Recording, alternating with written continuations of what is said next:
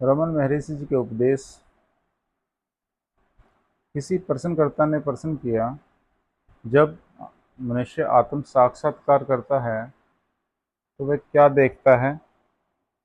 महर्षि जी कह रहे हैं, वहाँ कुछ देखना नहीं है, देखना तो होना ही है।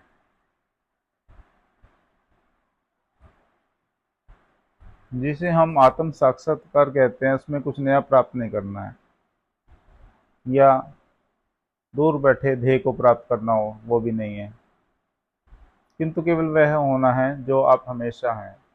आप हमेशा से ही चैतन्य हैं, आत्म स्वरूप हैं, सच्चित आनंद है। करना सिर्फ इतना है कि असत्य को सत्य मानना छोड़ दिया जाए। जो असत्य है उसको सत्य मानना छोड़ दिया जाए। असत्य क्या है? जो नश्वर चीजें हैं वो असत्य हैं। जिसको हमने सब कुछ अपना मान लिया है।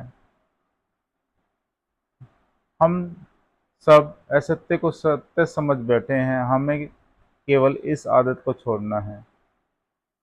तब हम आत्मा को आत्मा के रूप में जानेंगे। दूसरे सत्य शब्दों में, आत्मा बनिए। एक समय आएगा जब आप अपने आप पर हंसेंगे कि आप नित्य प्रकट आत्मा को खोजने का प्रयत्न कर रहे थे। ये तो मेरे पास ही थी, नित्य प्रकट थी। इसलिए इस प्रश्न का क्या उत्तर दिया जाए। इस भूमिका वह भूमिका दृष्टा दृश्य से पर है। दृष्टा और दृश्य से पर है। वहाँ किसी पदार्थ को देखने वाला है ही नहीं। वहाँ पर किसी पदार्थ को देखने वाला है ही नहीं। जो इस समय इन सब पदार्थों को देखता है उसका अस्तित्व समाप्त हो जाता है। तब केवल आत्मा ही शेष रहती है। जिस मन बुद्धि चित्त अहंकार से हम चीज़ों को देख रहे हैं और तादात्म्य बना रहे हैं, वो सब समाप्त हो चुकी हैं। क्योंकि आत्म साक्षात्कार, आत्मा का पता लगाने के बाद हम इन द्वंद्व से मुक्त हो जाते हैं। अब दूसरा प्रश्न किया प्रश्नकर्ता ने, इसे सीधे अनुभव से कैसे जाना जा सकता है। महर्षि जी ने कहा, यदि हम आत्मा को जानने की बात का स्वीकार करते हैं तो अवश्य दो आत्मा होना चाहिए। एक आत्मा, एक जानने वाला आत्मा, दूसरा ज्ञेय आत्मा। एवं जानने की प्रक्रिया का भी स्वीकार करना पड़ेगा, जिसे हम आत्म साक्षात्कार कहते हैं। उसमें हम जो हैं वहीं रहते हैं। इसमें कुछ जानना या बनना नहीं होता। यदि किसी ने साक्षात्कार किया है तो वह केवल वही होता है।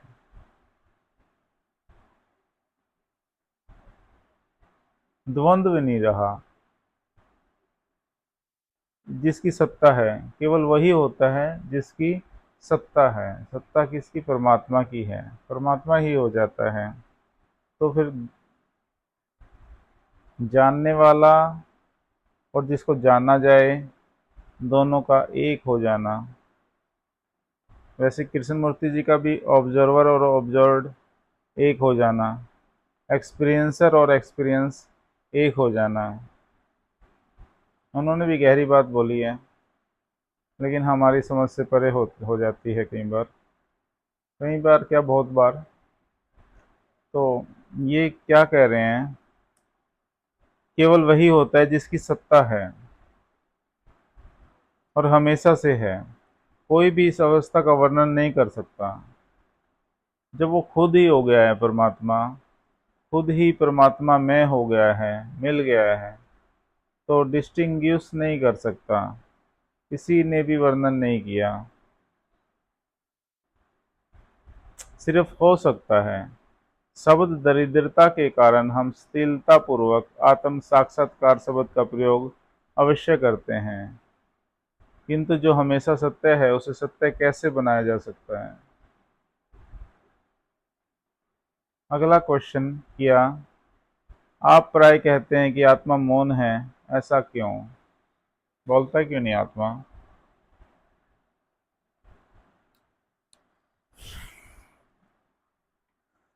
महर्षि जी ने जवाब दिया, जो लोग आत्मा के निर्विकल्प सौंदर्य में जीते हैं उनके लिए कुछ भी सोचने योग्य नहीं है।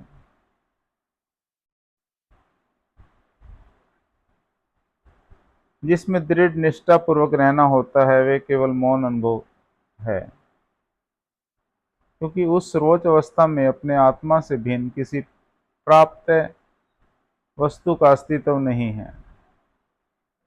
प्रश्न किया, मौन क्या है? महर्षि जी ने कहा, मौन वाणी तथा विचार से पर की अवस्था है। वहाँ वाणी भी नहीं है, विचार भी नहीं है, उससे परे की अवस्था मौन है। वैसे हम मौन रख लेते हैं और विचार दुनिया भर के चलते हैं, वो कंप्लीट मौन नहीं है।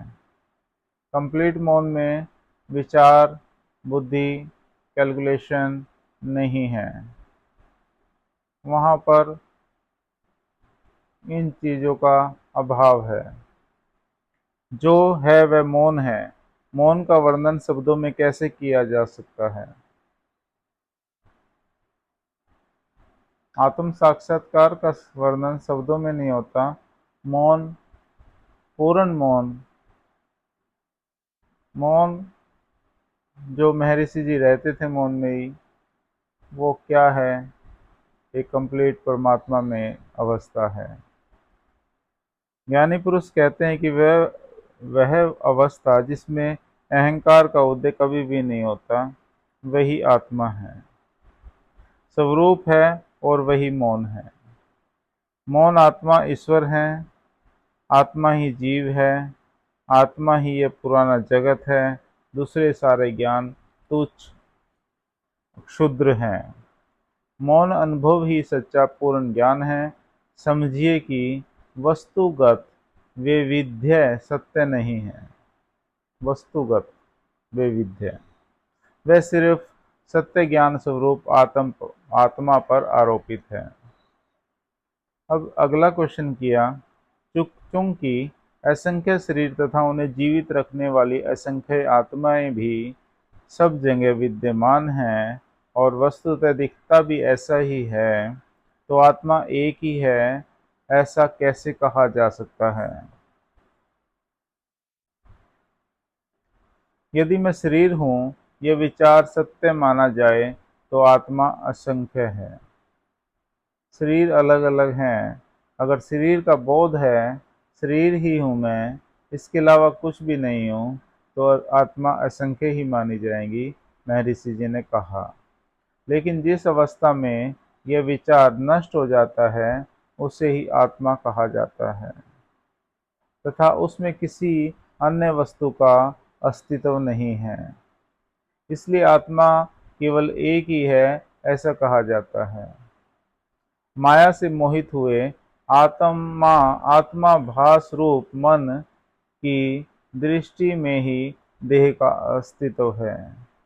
माया से ग्रसित होने के बाद देह का अस्तित्व ही नजर आता है, सच्चे आत्मा की स्वाभाविक दृष्टि में नहीं। इसलिए चिदाकाश रूप आत्मा को देही कहना गलत है। देह के सिवा जगत नहीं, मन के सिवा देह नहीं, चेतना के सिवा मन नहीं और सद वस्तु के सिवा चेतना का अस्तित्व नहीं।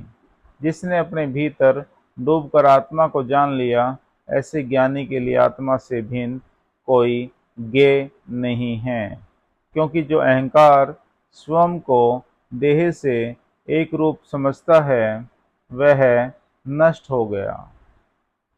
इसलिए वह निराकार सत चित स्वरूप है। ज्ञानी जानता है कि वह आत्मा है और आत्मा के सिवा देह या अन्य कोई वस्तु नहीं है। ऐसे ज्ञानी के लिए देह के रहने या न रहने से क्या फर्क पड़ता है। साक्षात्कार के विषय में बात करना गलत है। किसका साक्षात्कार करना है? जो सत्य है वह हमेशा वैसा ही रहता है। हम किसी नई चीज को उत्पन्न नहीं करते, न ही कोई नई चीज प्राप्त करते।